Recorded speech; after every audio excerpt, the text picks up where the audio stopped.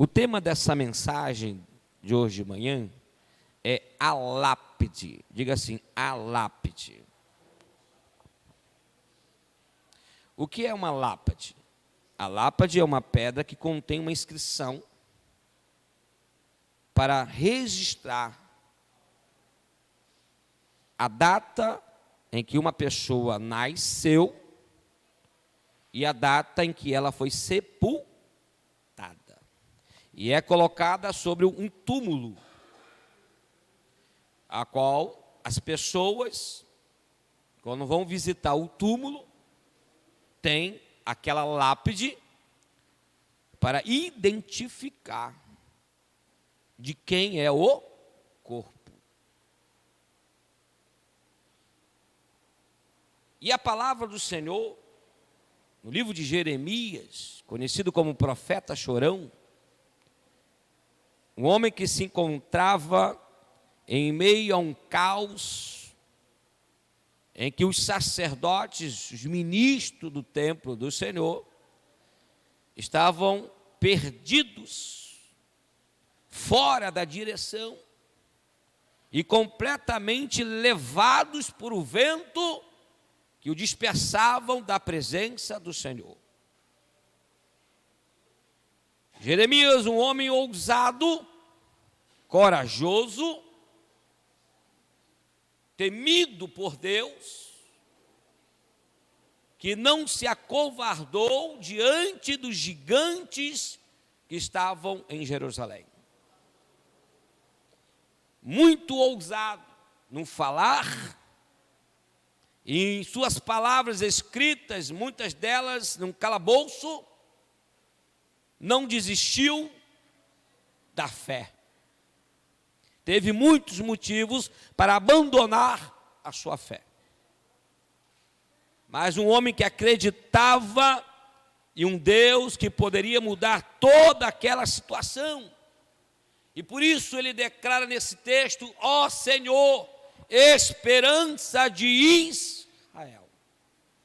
O que é esperança? É acreditar em algo bom. É acreditar que uma coisa muito boa e muito desejada há de acontecer. Então havia dentro de Jeremias uma esperança. Por mais que tudo em sua volta estivesse dizendo não, por mais que as ruínas de Jerusalém, por mais que o desprezo que estava acontecendo entre os sacerdotes com Deus, mas Jeremias tinha uma esperança, e essa esperança sustentava a fé de Jeremias. Ele acreditava que alguma coisa boa ainda ia acontecer naquela terra. E uma coisa muito desejada havia de acontecer naquela terra. Profetizou, e muitos diziam: Jeremias, tu profetiza e nada acontece. Tu é um profeta mentiroso. Tu escreve e nada realiza. Mas Jeremias não estava profetizando para aqueles dias atuais, mas para os dias futuros que viriam. E por isso que ele diz: ó Senhor, esperança de Israel. Qual é a nossa esperança? Qual é a nossa esperança? Porque nós estamos vivendo, irmãos, dias que não são tão fáceis, dias que não são tão confortáveis. Notícias e mais notícias de que o nosso país e o mundo está vivendo um caos por todos os lados. Crise na sociedade, crise no governo, notícias e mais notícias alarmando e preocupando, deixando as pessoas mais com medo. E as pessoas estão se escravizando, estão perdendo as esperanças de que ainda haverá um bom dia em que o nosso Deus há de vir e arrebatar a sua igreja. A minha esperança, irmão, é poder um dia eu olhar para o céu e contemplar a glória de Deus, o Senhor vindo nos ares, e todos irão declarar, e de joelhos vão se dobrar e vão dizer que Ele é o Senhor, a esperança de Israel, a esperança do povo, a esperança das famílias, a esperança daqueles que estão buscando algo para a sua vida. Então Jeremias tinha essa esperança. Isso nos fortalece, irmãos. Porque quando a pessoa perde a esperança, quando um pai perde a esperança por um filho, ele já não diz, não tem mais jeito. Meu filho não tem mais jeito. Ele perdeu a esperança. Ele deixa de orar, ele deixa de buscar, ele deixa de aconselhar, ele deixa de amar, ele afasta do filho porque ele já perdeu a esperança. Quando se perde uma esperança num casamento, quando um dos cônjuges não acredita mais que o outro pode mudar, que o outro pode ser diferente, então ele se perde a esperança e aquele casamento já se torna um casamento sem graça, sem motivo algum, vive de uma aparência, porque já se perdeu a esperança. E está contando a qualquer dia, a qualquer hora, a notícia de que vai terminar. A esperança é algo que sustenta a fé. Porque a fé em Hebreus diz que é a certeza das coisas que não se veem, mas que estão o quê? Para acontecer. Não perca a esperança, meu irmão.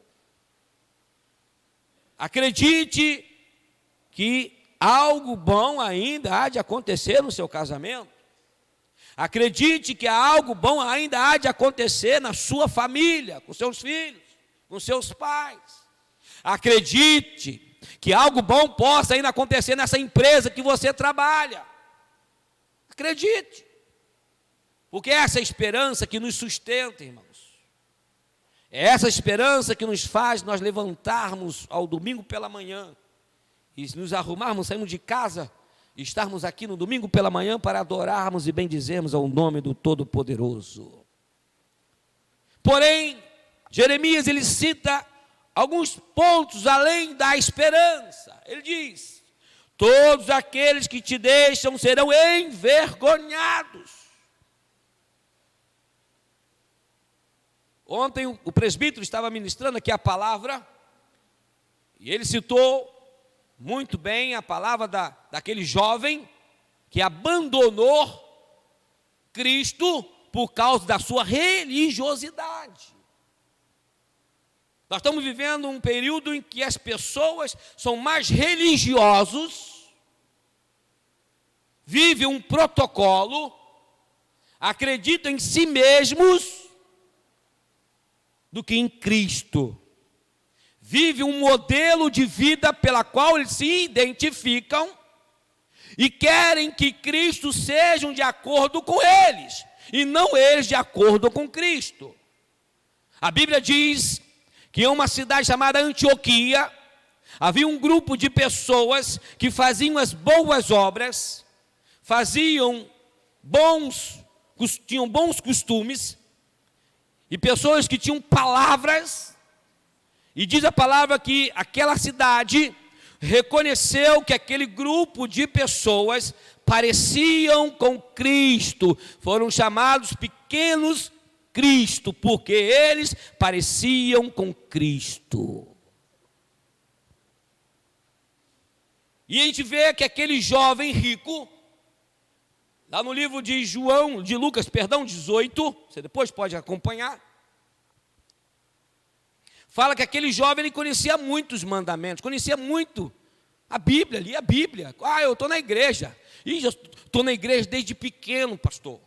Desde que eu era pequeno estou na igreja, desde que eu casei, desde tanto tempo já estou na igreja. Aí pergunta para ele da palavra, conheço, e sei, Muito bem, ótimo, isso, já sei tudo isso, esse sermão, já conheço a história e tal, mas quando ele tem que praticar o verdadeiro sentido de ser cristão, aí ele olha para dentro dele e diz: infelizmente não vai dar. Conhece muito a letra, mas não conhece o autor da letra. Conhece muito o que se pregam, mas não é o que está dentro da palavra. Então a gente vê que algumas pessoas abandonaram, como Jeremias está dizendo, todos aqueles que te deixam serão envergonhados. Porque quando Jesus disse para aquele jovem: pega tudo que você tem, pega tudo que você tem e vende, distribui entre os pobres, e depois você vem e siga-me. Sabe, eu entendo esse texto do esvaziar. Existe um período em que nós estamos vivendo, esse período que nós estamos vivendo, que as pessoas estão muito cheias de religiosidade. O que é religiosidade, pastor? É quando você não abre mão da sua vida. Você se torna um religioso. Quando você não abre mão da sua agenda, quando você não abre mão de coisas do dia a dia. Porque aquele que não perder esta vida, não pode ganhar uma outra vida. Então Jesus olha para aquele jovem e diz: meu filho, tem que perder esta vida, porque você vai ficar muito ocupado com isso. Isso está ocupando o teu tempo. Você conhece muito a palavra, você até vai na igreja, mas porém você está muito preso a essas coisas terrenas, porque nós temos que estar, livre dessas coisas terrenas, para que as coisas celestiais desçam sobre a nossa vida. Mas enquanto nós estivermos presos a essas coisas dessa terra, que coisas são essas, pastor? As coisas do dia a dia. E aquele jovem, ele disse: eu tenho muito dinheiro, eu não vou perder isso tudo.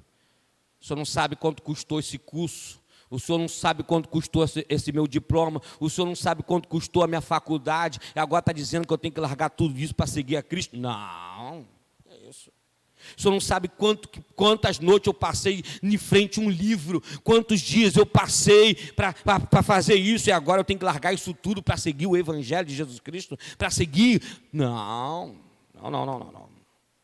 Eu prefiro ficar com tudo aquilo que eu conquistei nessa terra.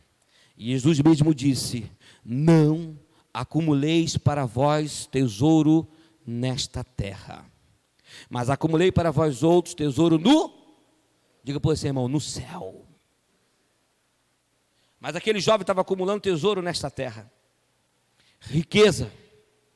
Não que nós não venhamos ter uma boa casa, um bom carro, um bom trabalho, uma empresa, não que isso não tenhamos que ter isso, mas que isso não seja o lugar de Deus na sua vida. Porque aquele jovem tinha a riqueza ocupando o lugar de Deus na vida dele. Jesus disse: é mais fácil um camelo entrar pelo fundo de uma agulha do que um rico entrar no reino dos céus. E aquele jovem simplesmente deixou passar uma grande oportunidade na vida dele. Temos um outro personagem. A Bíblia diz lá no livro de João 6,66, abra comigo lá, vamos ler esse texto. Eu gostaria que você lesse esse texto comigo.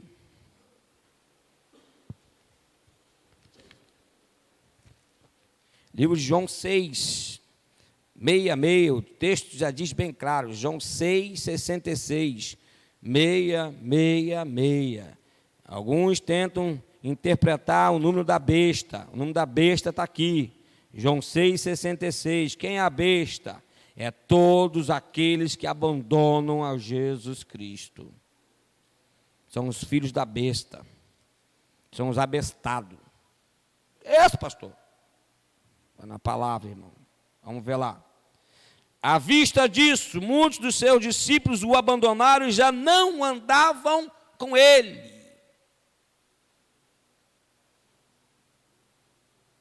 Muitos dos discípulos que foram até Jesus e viram os milagres, os sinais e prodígios, estavam muito impactados pela graça do Senhor, pelo que o Senhor fazia na vida deles. Eu não entro na igreja para buscar algo pessoal na minha vida. Eu vou à casa do Senhor para adorar o Deus que já é na minha vida, independente se Ele faz ou não faz, se Ele dá ou não dá, independente, Ele é Deus. Porém, essas pessoas aqui abandonaram Jesus e já não andavam mais com Ele. Por quê, pastor? Porque Jesus, em determinado momento do seu sermão, Ele começa a pregar um sermão mais duro, um discurso mais duro. Ele deixou de falar sobre os sinais, a cura, deixou de ministrar a libertação e parou agora para ensinar. Porque, irmãos, nós estamos vivendo um período de um self-service, prateleira arrumada. Eu tenho conversado com algumas pessoas que tinham uma influência muito boa no ensino, mestres, que sentavam para dar aula, ensinar as pessoas, e hoje as pessoas não querem mais aprender, porque hoje a prateleira do Google, professor Google, é muito melhor do que um professor na sala de aula. É mais fácil eu pesquisar na internet o que eu quero aprender, porque lá eu tenho um mundo de informações em que o meu professor da sala de aula, ele tá incapacitado de me passar essas informações que eu tenho nas minhas redes sociais. Então, para que eu vou sentar para um curso? O pastor aí está aí. Um curso de aperfeiçoamento, de capacitação para professores da escola bíblica dominical na área infantil. Vergonha, porque as pessoas dizem, pastor, eu perguntei, quantas pessoas estão inscritas já, pastor? Não tem nem 5. Eu falei, que isso? Não tem nem 5 nessa igreja que está interessado? Tem só 5 que estão interessados, é verdade? Pastor. A gente vê que as pessoas estão, menosprezando o conhecimento e buscando um conhecimento nas redes sociais, em que ele tem lá videoaula. Eu duvido que na videoaula o professor vai olhar nos seus olhos e vai te fazer perguntas que você não vive. Eu duvido que um professor da videoaula, ele vai te orientar naquilo que você está vivendo na atualidade. Ele vai te passar informações. É bom? Bom. É importante? É. Mas a sala de aula é bem melhor. Sentar com o professor olhando para ele, e olhando para você, é totalmente diferente. Muitas pessoas não querem mais fazer cursos. Curso de teologia, isso acabou, agora tem online. O professor é online. Eu lembro que na época quando eu fiz o meu curso de teologia, tinha a hora da prova. Aí hoje a pessoa no curso online, ele vai fazer prova online. Muito fácil, né? Em que você estava na sala de aula e o professor falava assim, tira a Bíblia. Aí o aluno tinha que fazer a prova naquilo que ele aprendeu. Não tinha que pesquisar em lugar nenhum. Ou você aprendeu ou você não aprendeu. Ou você sabe ou você não sabe. Mas hoje nós estamos vendo um fast food. E era esse discurso que Jesus estava dizendo aqui. As pessoas não querem sentar para aprender. As pessoas só querem se alimentar daquilo que o Deus pode dar para elas. Quando Deus não dá mais, ela pega e sai fora. Porque sermão, já estou cansado de ouvir sermão. Já eu escutei o sermão do meu pai desde que eu nasci. Já escuto o sermão do meu professor. Já escuto o sermão do meu patrão. E ainda tem que escutar sermão de um pastor num culto de um domingo. E muitos abandonaram Jesus. E já não andavam mais com ele. Porque o discurso dele era arrependimento, conserto. E as pessoas não querem Jesus para consertar a vida delas. Quer Jesus para a necessidade delas. Qual é a minha necessidade? Jesus, eu tenho uma necessidade. O senhor pode suprir essa minha necessidade? Bacana. Se o senhor não pode, também não tem problema nenhum, que eu estou fora. E muitos abandonaram e já não andavam mais com Jesus por causa de um simples sermão. E os discípulos disseram: Jesus, muda o discurso. O seu discurso está afastando as pessoas não vão mais estar, a multidão vai nos abandonar. E Jesus olha para os seus discípulos e pergunta: e vocês? Querem segui-los? E Pedro diz: para onde eu irei? Se só tu tem a palavra de vida eterna. Essa é a grande questão da nossa vida, irmãos.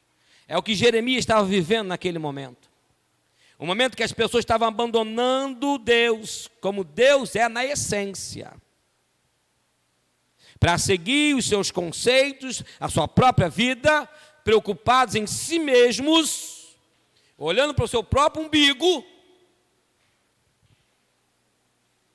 estavam abandonando, estavam deixando e já não andavam mais com Deus. A Bíblia diz, cita um homem, um personagem chamado Enoque, porque Enoque ele andava com Deus. Quando você anda com Deus, irmãos, quando você anda com Jesus Cristo, o seu caminho muda. Você não segue mais os seus caminhos, Ele é que direciona os seus caminhos. Mas quando você anda pelos seus próprios caminhos, a própria Bíblia lá em Jeremias, vamos voltar lá em Jeremias, capítulo número 17, versículo de número 9, enganoso é o coração, mais do que todas as coisas, e desesperadamente corrupto, quem o conhecerá? Quem o conhecerá? As pessoas não conhecem a elas mesmas, elas não se conhecem. O próprio coração humano é enganoso.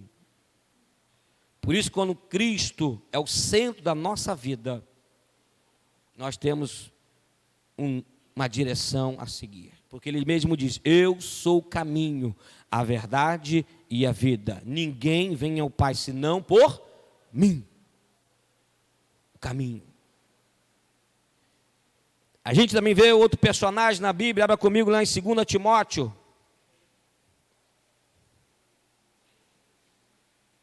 Capítulo número 4.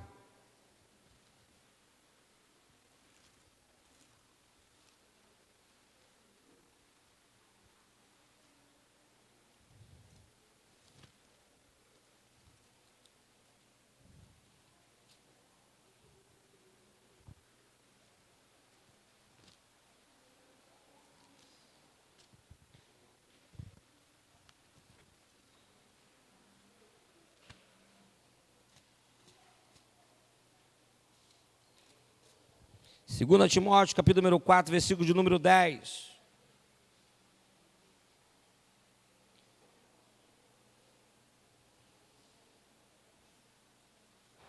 Todos acharam?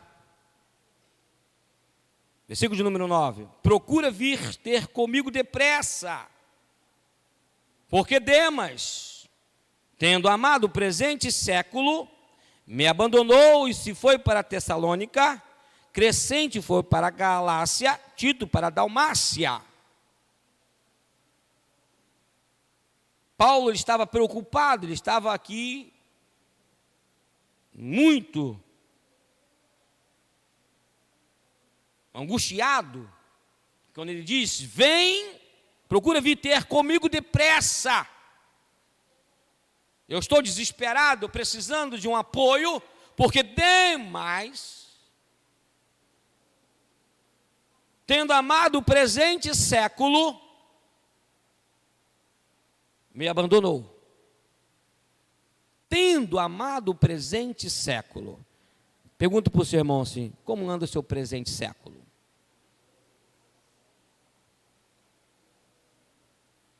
Nós temos amado muito o presente século. E por amar o presente século, nós temos abandonado o Evangelho de Jesus Cristo. Muitas pessoas estão presas ao presente século, como na época em 1969, quando eu nasci.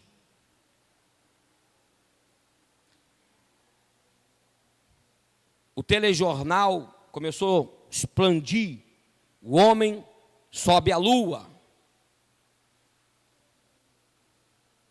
A televisão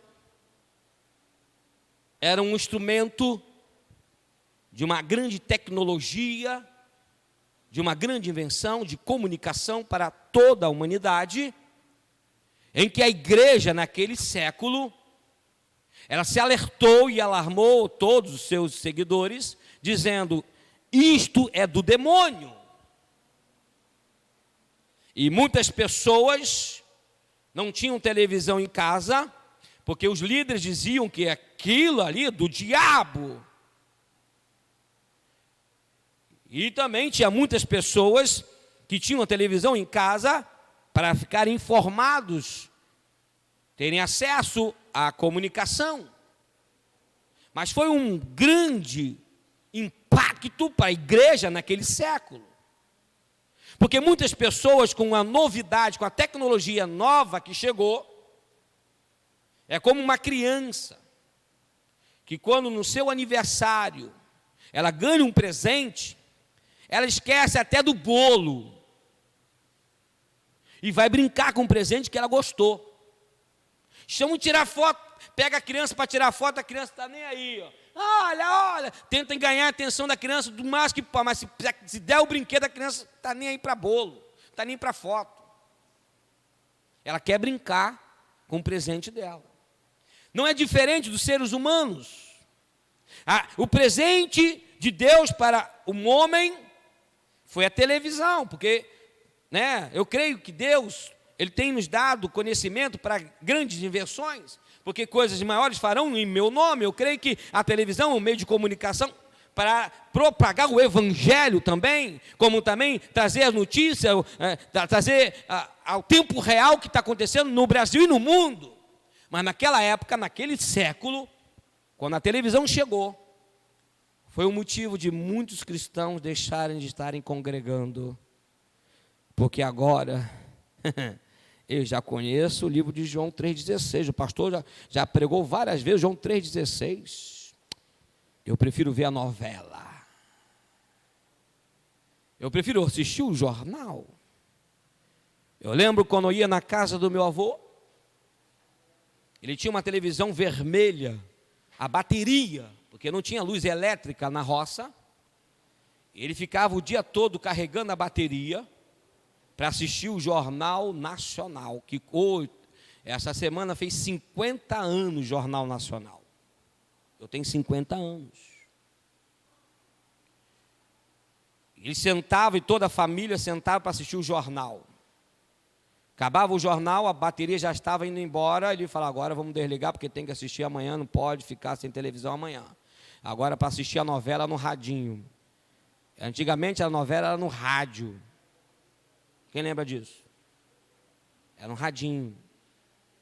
E contava aquela história no rádio. As minhas tias ficavam lá assistindo a novela, ouvindo a novela.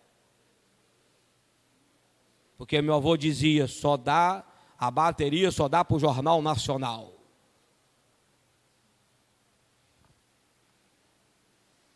E hoje nós estamos vivendo num presente século, diferente do século da criação da televisão, mas do século da tecnologia, da internet, das redes sociais, do celular, que tem acesso ao mundo todo em um segundo.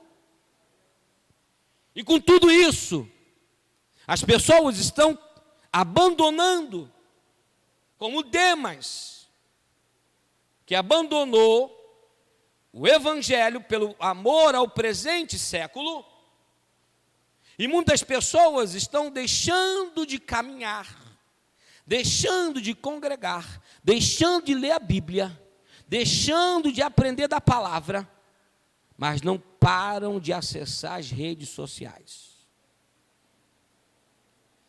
Antigamente, você, para ter um joguinho, Atari, quem lembra do Atari? Foi um dos primeiros jogos de invenção, era o Atari. Aquele negócio, você ficava assim, segurando. Eu não tinha um Atari, mas o meu amigo, meu vizinho tinha um Atari, a gente ficava lá jogando Atari. Hoje, jovens estão igual um zumbi. Quando inventaram esse filme de zumbi, quando eu assisti a primeira vez aquele filme de zumbi, eu vi, meu Deus, assim vai ser a geração futura. Os mortos-vivos, a lápide, diga para o seu irmão assim, a lápide. Os mortos-vivos na sociedade. Demas abandonou o evangelho por ter amado o presente século. Passa a maior parte do dia vendo, ouvindo, jogando, mas não querem mais fazer a obra de Deus. São poucos os obreiros do Senhor, porque as pessoas não têm mais tempo para servir o reino de Deus, porque o tempo que elas têm de folga é sentar. Você vai eu estava lá em Campo Grande, né? E saiu a alguns lugares, você via as pessoas no meio da natureza, ao lado de famílias, mas elas não conversam mais, elas jogam, elas interagem nas redes sociais. Aí é uma coisa muito interessante que a minha esposa mesmo fala, a diaconisa Andréa fala, o celular, a internet, a tecnologia veio para ajudar os que estavam longe. Pessoas, por exemplo, eu estou aqui no Rio de Janeiro, eu tenho parente em Campo Grande, eu tenho um parente lá nos Estados Unidos, então isso veio para unir as pessoas que estão distantes, porém, para afastar as que estão de perto. Porque quem está distante, irmãos, isso veio para nos ajudar, para fazer uma videoconferência, mandar um vídeo, mandar uma mensagem, mas quem está de perto de você, na sua casa, você já não conversa mais com seus filhos, você já não conversa mais com seu cônjuge, você passa a maior parte do tempo, no dia a dia, na sua casa, conectado com as redes sociais, do que conectado com pessoas que estão dentro da sua própria casa. Talvez até vizinhos, amigos, parentes que moram próximo de você. E quando faz um aniversário, antigamente você ia lá para dar uns parabéns, um abraço ou levar um presente. Hoje você manda uma mensagem e diz feliz aniversário. Já falei. Isso está se perdendo porque estamos amando o presente século. O amor ao presente século afastou Demas do caminho. Não tem sido diferente nesses dias, em que muitas pessoas estão abandonando por amar o presente século, o que está em torno de nossa vida. Então a gente vê esse texto muito forte, e a palavra de Deus ainda continua quando Jeremias, voltando ao texto de Jeremias, ele diz que serão envergonhados. Que isso, pastor? Serão envergonhados. É verdade. As pessoas, nós estamos sendo, hoje vendo, eu estava lá conversando com algumas pessoas em Campo Grande. Em Campo Grande a igreja age diferente do Rio de Janeiro. Cada estado, a igreja atua de uma forma diferente. A igreja do Rio de Janeiro atua de uma forma e a igreja de Campo Grande age de uma outra forma. Interessante que muitas pessoas estavam dizendo assim, as pessoas vão para a igreja, vão nos templos, mas elas não sabem nada de Bíblia. Nós estamos ensinando os cristãos do Rio de Janeiro, porque eles amam mais o presente século. Que isso? Eu falei, que isso? Como assim? Eles têm mais tempo para o verão, praia. Aqui só é seca. Mas lá eles perdem muito tempo com os prazeres daquele século. Joguinhos. Vê que o Rio de Janeiro sediou o campeonato da CBLOL. Eu estava lá em Campo Grande e o meu sobrinho, ele tem uma caída para isso. E eu estava assistindo o jogo do Flamengo e Avaí. E ele estava assistindo o Flamengo e um outro time lá no CBLOL. No Maracanã. Lotado. Maracanã. Pessoas conectadas a jogos. Grande tecnologia. Um mundo da imaginação dentro da mente das pessoas. Claro, eu tive que comemorar, porque o meu Flamengo ganhou também lá. Onde o Flamengo joga e ganha, eu tenho que comemorar. Até compartilhei nas redes sociais, o Mengão é campeão da CBLOL. Nunca vi esse negócio, mas o Mengão é campeão.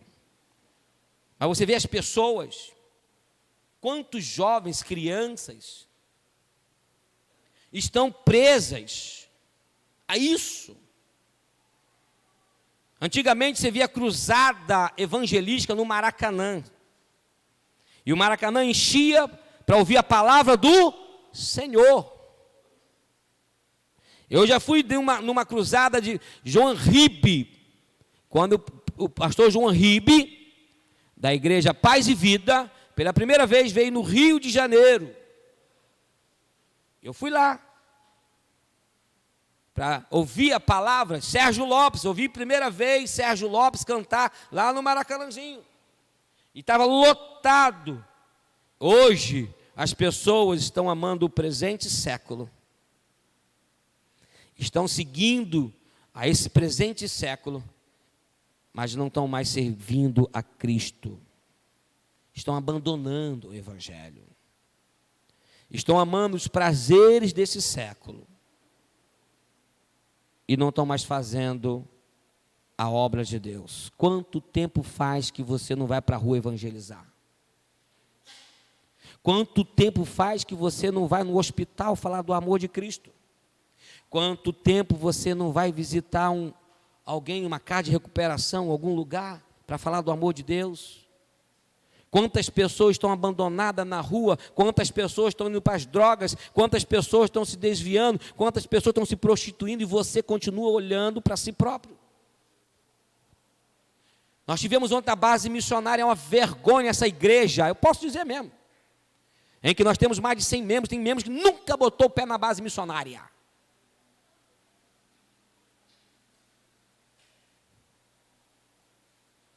Pastor, que é isso, pastor?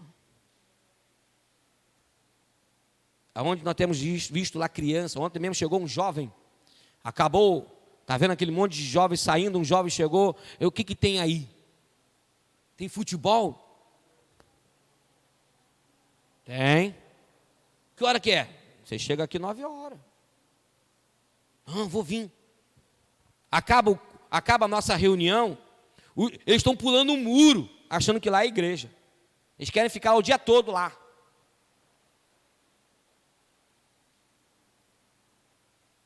Mas como nós estamos amando o presente século, não tem tempo para isso. Como nós amamos o presente século, eu não tenho tempo para isso, pastor. Eu vou mandar uma mensagem de Jesus para essa pessoa. Eu já falei de Jesus para alguém, pastor. Mandei a mensagem de Jesus para alguém. Estamos perdendo a comunhão. Demas abandonou por amar o presente século. E aí, Jeremias mesmo disse: todos aqueles que te deixam serão envergonhados, e o nome dos que se apartam de mim será escrito no chão, a lápide, que são os mortos vivos. Você anda na rua, você vê uma pessoa com um celular assim, ó, e está o carro, esse dia mesmo lá na minha rua, na minha rua, Eu e o Daniel descendo a ladeira. Aí tinha uma jovem, um fonezinho no ouvido, no meio da rua. E tá a gente, bibi, pom, pom, bibi, pom, pom. Eu saí, eu fui acompanhando ela até o final da rua. Vocês conhecem, quem for lá em casa já viu. Quando eu saí lá na pista, aí ela olhou para o lado para ver se vinha algum carro, e ela olhou para o outro lado, e eu, pipi, bibi. E ela não escutava, porque o negócio está tão alto que ela não escutava que tinha um carro atrás dela. Aí ela olhou.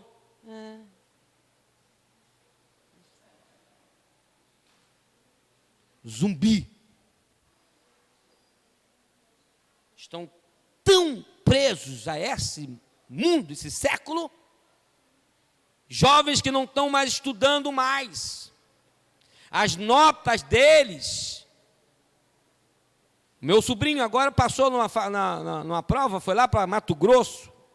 Nós estávamos lá em Campo Grande, ele também estava indo, porque ele passou numa prova, num concurso público, para trabalhar em um frigorífico lá, como fiscal do frigorífico, com 24 anos de idade. A nossa geração de jovens hoje serão os reprovados. As empresas estão tentando contratar funcionários novos. Mas quando chega lá essa geração do amor, presente século, não tem qualificação para passar nas empresas. Sabe o que eles são? Operários. Nós teremos no futuro uma geração de operários. O que é uma geração de operários? Operários são aqueles que fazem um serviço da empresa, que é carregar, limpar, mas não terão a mentalidade de criar, de produzir numa empresa. Serão o balconista, não tem nada contra o balconista. Serão o borracheiro, porque nós precisamos trocar o pneu. Será o açougueiro, será o caixa do mercado. Tudo operacional. Porque a mente dessas pessoas estão tão presas ao presente século que elas não conseguem crescer nem na área profissional da vida dela. Não estudam mais. O celular, além de prejudicar a igreja de Jesus Cristo, para aqueles que não sabem lidar com a liberdade, os pais estão se vendo doidos. Os pais estão mandando mensagem direto para mim: pastor, meu filho está tirando nota ruim, eu vou ter que tirar da igreja. Não, o problema não é a igreja. Vou ter que tirar do departamento, pastor. O problema não é o departamento. O problema é o celular que você não sabe tirar. Esse dia mesmo eu chamei a atenção de um irmão aqui na igreja. Está eu saindo do gabinete e um piricuticozinho miudinho no celular. Olhei. Vou esperar o pai sair do banheiro. Vamos. Calma aí. Quem deu o celular para o seu filho? Fui eu. Ah, você que está viciando seu filho, seu cara de pau. O menino não tem nem 3 anos, você já está viciando o menino? Os pais estão viciando os filhos. Estão tornando filhos viciados. Aí depois vai virar um adolescente. Pastor, não estou conseguindo lidar com a minha filha adolescente, com meu filho adolescente. Claro, não vai nunca. A concorrência é muito grande. Antigamente, até as pessoas que tinham problema mental, elas tinham o remédio, tinham as terapias ocupacional. Hoje, essas pessoas estão tendo acesso à internet, ao celular. Aí sabe o que está acontecendo? Eles estão entrando em sites, em grupos que têm a mesma mentalidade delas. É por isso que você está vendo grandes coisas, essas grandes tragédias acontecendo, pessoas surtando de uma hora para outra. Por quê, pastor? Por causa disso. Nós vamos ter o Congresso Pais e Filhos nesse ano. Eu espero que você, pai e mãe, possa trazer seu filho e esteja presente nesse congresso. Nós vamos falar muito sobre isso. A era digital. Até quando é bom e até quando é mal. Os filhos não mandam. Tira o telefone dele para tu ver. Tira o telefone da tua filha, tira o telefone do teu filho adolescente para tu ver. Você vai descobrir que ele é um revoltado. E está arriscado, além de falar, agredir você verbalmente, de cara ele vai agredir os pais verbalmente. De cara. Quando você tira o telefone de um adolescente.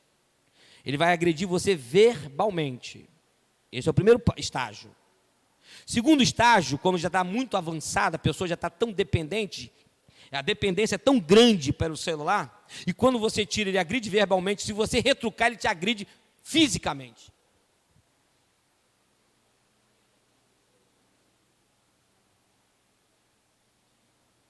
E aí, quem será envergonhado?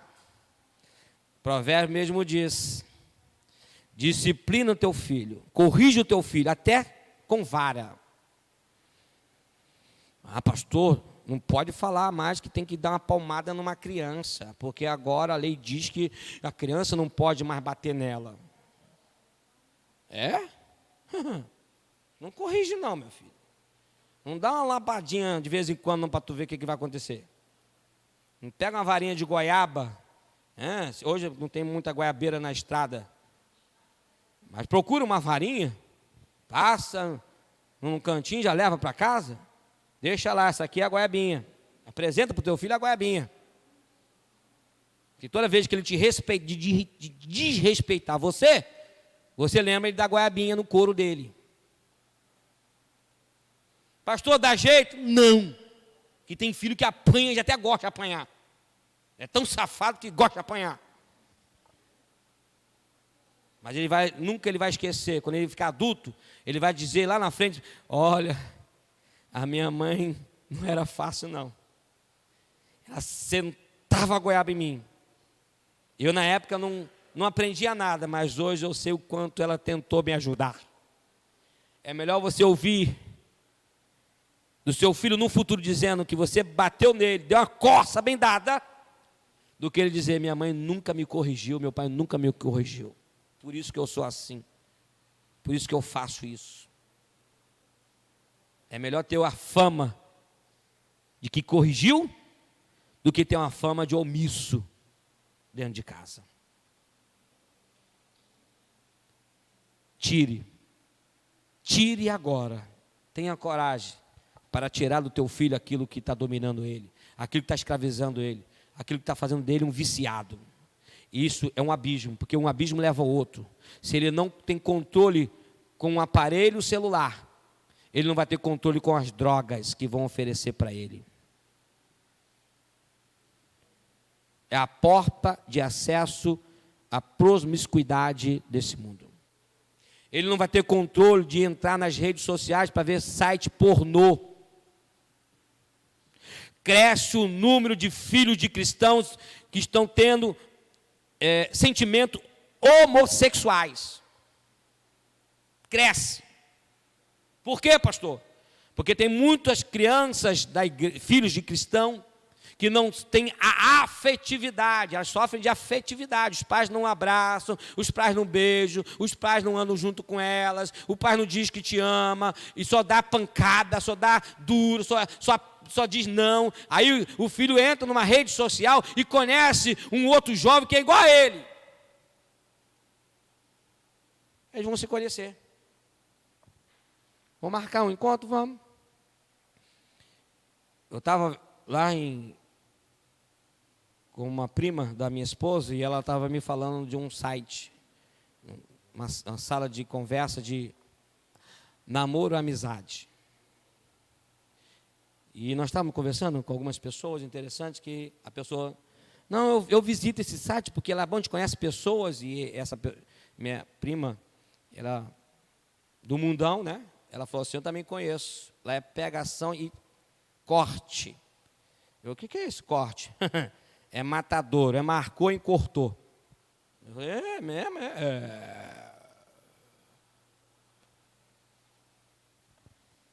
Tem muitas pessoas procurando um relacionamento amoroso nas redes sociais. Na minha igreja não tem ninguém que eu gosto. Aí eu vou procurar aqui nas redes sociais alguém para mim ter um relacionamento. Isso não é para o jovem, não, o adulto. O adulto que tem um problema de inferioridade, e aí a carência da mulher é muito grande, ela se sente muito sozinha, os filhos já estão casados, o marido já largou, e aí ela está na igreja, olha para um lado, olha para o outro, só tem adolescente, jovem, não tem ninguém para ela vai entrar na rede social e vai arrumar um candango.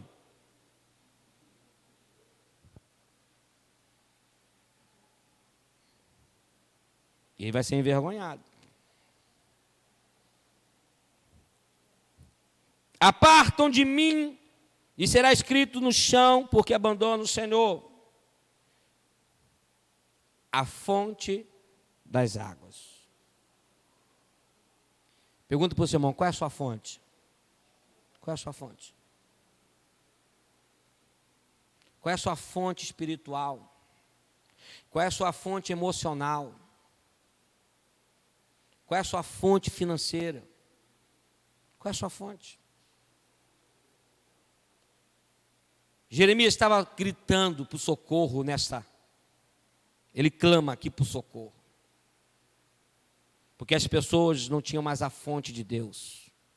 Elas tiraram, a tomada, elas tiraram o disjuntor que ligavam elas a Deus. Não tinham mais a fonte de águas vivas. Aí, qualquer coisa leva, qualquer coisa está bom. Essas pessoas não tinham mais um manancial dentro delas. Se apartaram do manancial. E o texto diz lá no versículo de número 7, 8. Vem comigo em Jeremias 17, versículo número 7, 8. Bendito o homem que confia no Senhor e cuja esperança é o Senhor. Porque ele é como a árvore plantada junto às águas, que estende as suas raízes para o ribeiro e não receia quando vem um calor, mas a sua folha fica verde. E no ano da sequidão não se perturba, nem deixa de dar fruto.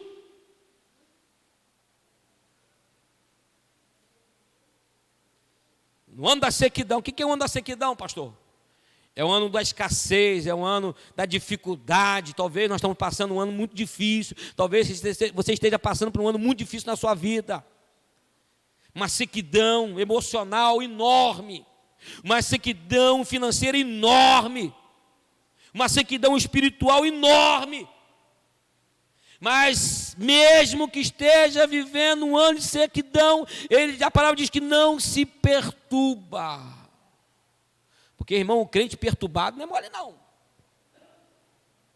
Você andar com crente perturbado, misericórdia. Tudo para ele está ruim. O sermão está ruim, o culto está ruim, a igreja está ruim, o trabalho está ruim, a casa está ruim, o carro está ruim, o ônibus está ruim. Tudo está ruim, está perturbado. Vai comprar o pão saiu agora. Ele compra o pão, vai para casa, o pão... que miolo é esse? Tudo para ele está ruim, perturbado. A mulher faz a comida, está ruim. Até o sabonete que a mulher botou, está ruim. Crente perturbado. Perturba todo mundo. Perturba tudo que não está em volta. A pessoa liga para ele, ao invés de dizer bom dia, ele diz bom dia nada, o dia está ruim, está bom dia. Está perturbado, rapaz. Olha para o seu irmão assim, você não é esse perturbado não, né?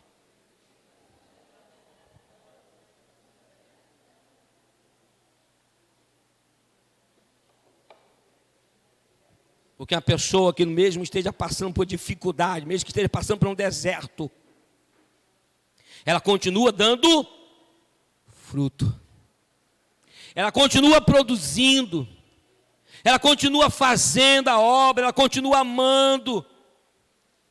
Ela não para. Ó Senhor, esperança de Israel. Está difícil, irmão? A esperança de Israel é o Senhor. Está complicado o seu casamento? A esperança de Israel está de viva. Ele não morreu, ele continua vivo. Vamos estar de pé.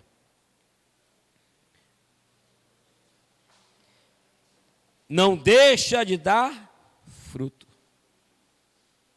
Não para não, irmão. Não faça como Demas, que amou o presente século e abandonou o evangelho. Não seja como esse jovem rico, por causa das suas riquezas, da sua vida de construção, de conhecimento, de cursos, de diplomas, não precisou mais servir a Cristo. Não faça como aqueles discípulos que andavam com Jesus, e só porque naquele dia Jesus pregou um sermão que não o agradou a eles, e eles abandonaram e já não mais andavam com Jesus. Mas que nós sejamos como Jeremias, em meio a um calabouço, a uma cisterna, em meio a uma grade pendurado numa praça, ele continuava com a esperança dentro dele, que um dia uma coisa boa ainda há de acontecer em Israel. E aconteceu. Deus enviou o seu filho. Jeremias era morto. Ele não viu o Filho de Deus, mas ele morreu com uma esperança. Ele morreu vivendo uma esperança de que dias melhores viriam. Talvez os dias melhores não virão para você. Talvez você está dizendo, pastor, já estou desistindo de pastor, não estou conseguindo mais. Mas continue com a esperança que talvez essas coisas boas talvez não acontecerão na sua vida. Pastor, o que é isso que está dizendo? Mas os seus filhos vão colher frutos da sua esperança. Os seus netos vão colher frutos da sua esperança. Talvez você possa morrer. A sua lápide vai estar escrita lá o seu nome, o dia que você nasceu, o dia que você foi sepultado e colocado sobre um túmulo. Mas um dia seus filhos vão lembrar: a minha mãe nunca perdeu a esperança. O meu pai nunca perdeu a esperança.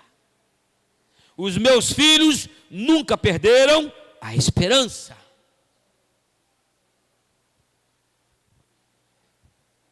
Está entendendo, irmão?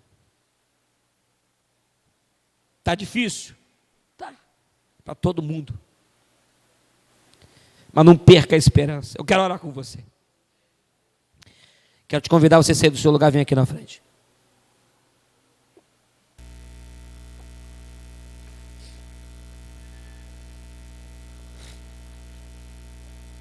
Ó esperança de Israel, os que esperam no Senhor,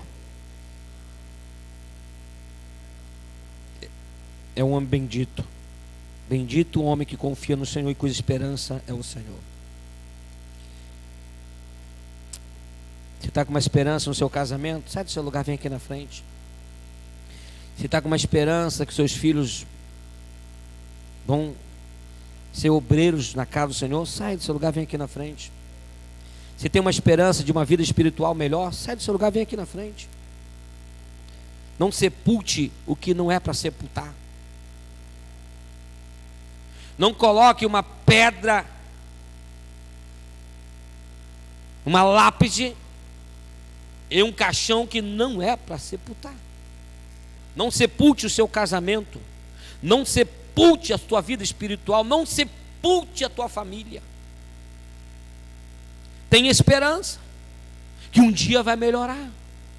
Tenha esperança e um motivo muito desejado que um dia vai melhorar. Pastor, eu não vejo melhora nenhuma no meu relacionamento. Porque você não tem esperança. Pastor, eu já tive muita esperança, mas você não tem mais. Você perdeu em algum lugar. É como aquelas 10 dracmas. E aquela mulher perdeu uma. E ela ficou angustiada, mas ela tinha esperança de achar aquela dracma perdida. E ela procurou até achar.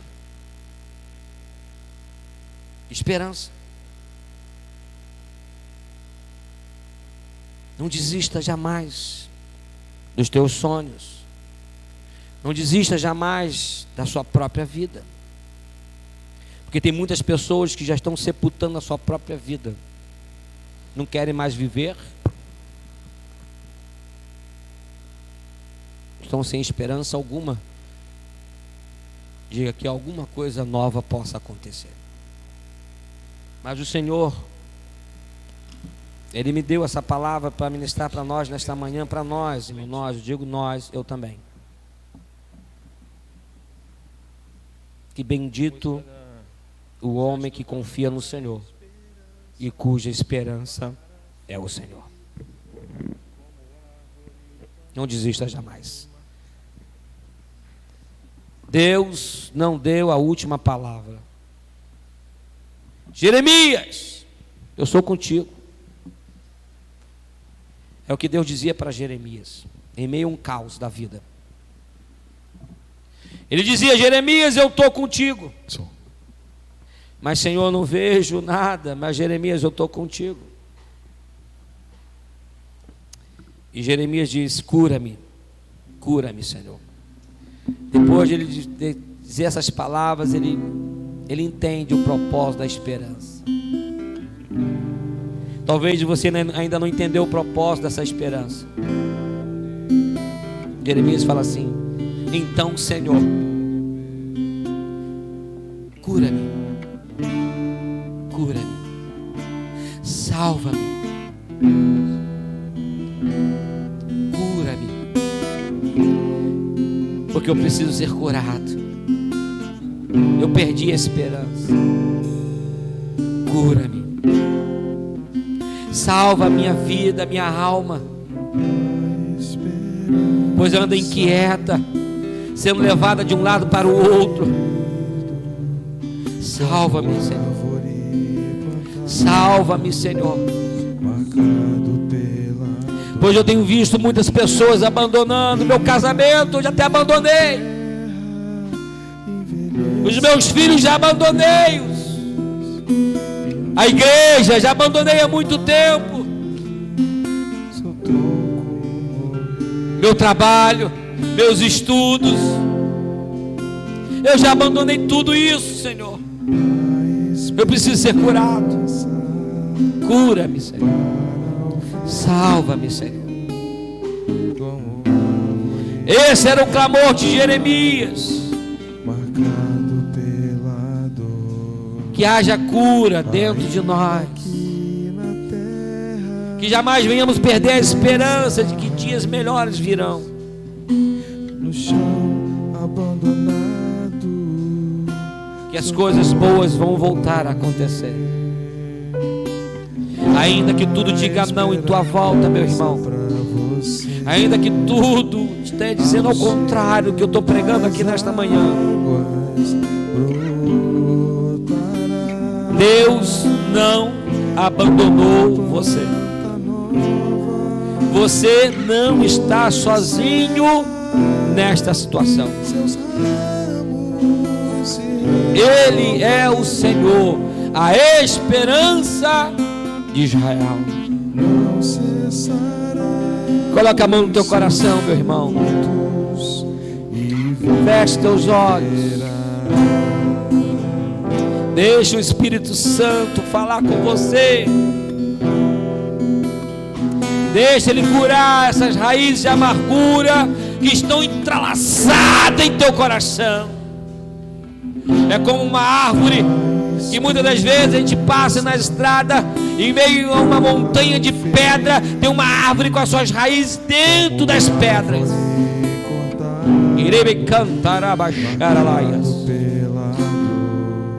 É como uma raiz de amargura dentro de um coração de pedra, fechado, impossível de ser retirado. Mas, meu amado, minha amada, nesta manhã o Senhor manda te dizer que para Deus nada é impossível.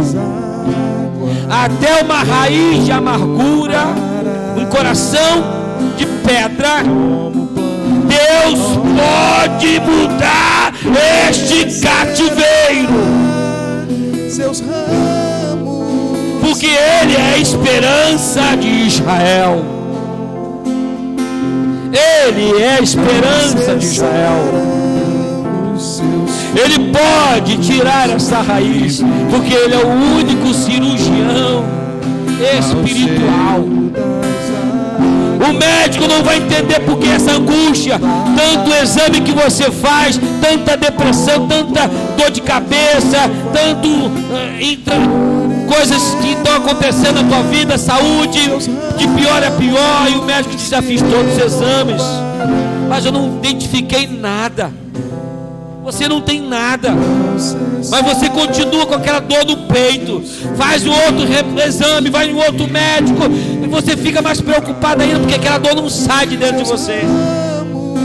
E o médico continua dizendo: não vejo nada, a senhora não tem nada, só está com uma síndrome de doença, só está procurando doença onde não tem. Sabe por quê? Ele não sabe. Ele não conhece a raiz de amargura dentro do coração.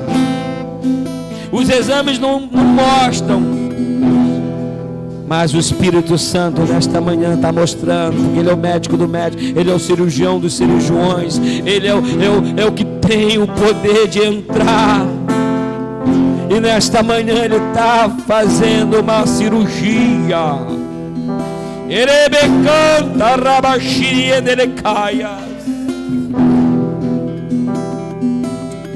Fica quietinho aí. Porque na cirurgia a gente toma uma anestesia para não sentir dor.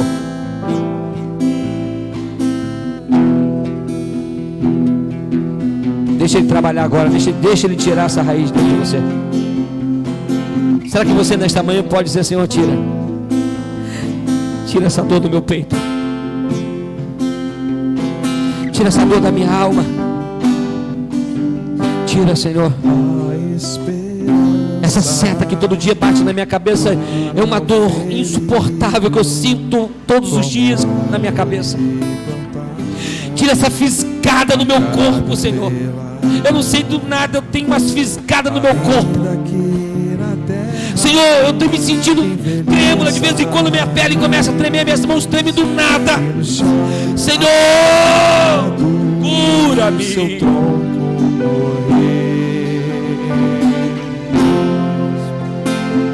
O médico dos médicos está passeando em nosso meio.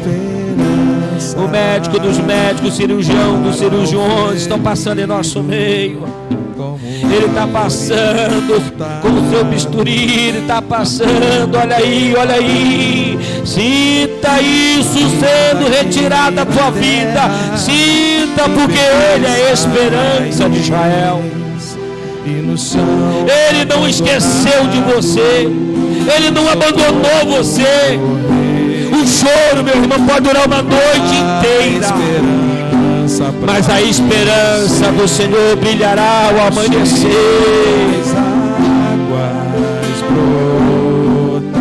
Adore a Ele como planta nova, Deus é a nossa esperança. Seus ramos se renovam. Aleluia, aleluia. Não cessarão.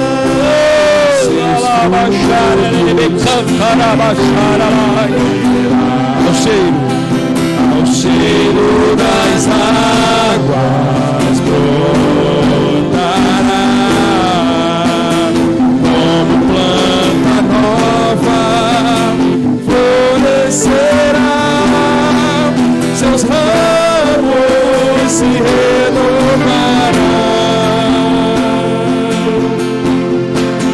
Não cessarão os seus frutos e viverá. Seus ramos se renovarão.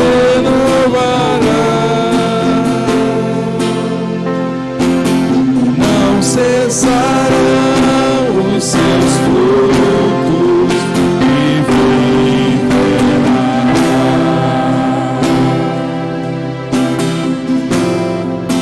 Pai, muito obrigado, Senhor.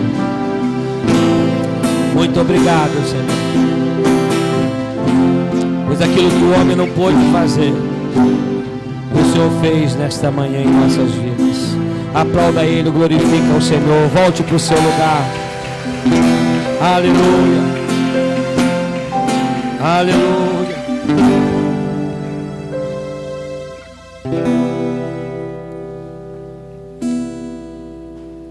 Aleluia.